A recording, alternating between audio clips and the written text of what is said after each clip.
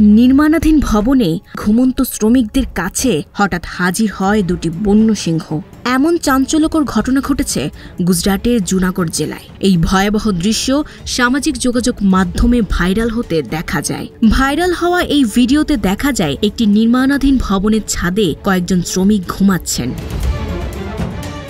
এই সময় দুটি সিংহকে ওই বাড়ির নিচে ঘোরাফেরা করতে দেখা যায়। হঠাৎ একটি সিংহ সেই ভবনের ছাদে উঠে পড়লে দ্বিতীয় সিংহ লাফ দিয়ে উঠে পড়ে। এদিক সেদিক হাঁটাহাঁটি করে একটা সিংহ ঘুমন্ত শ্রমিকের গায়ের গন্ধ শুকছিলেন। তখনই টনক নড়ে শ্রমিকটির। ঘুম ভাঙলে আতঙ্কে শ্রমিকটি দৌড়াতে শুরু করে। সিংহ দাঁড়িয়েছিল নিজ জায়গায়। এমন দৃশ্য দেখে নেটিজেনরা বেশ আতঙ্কে পড়ে যায়।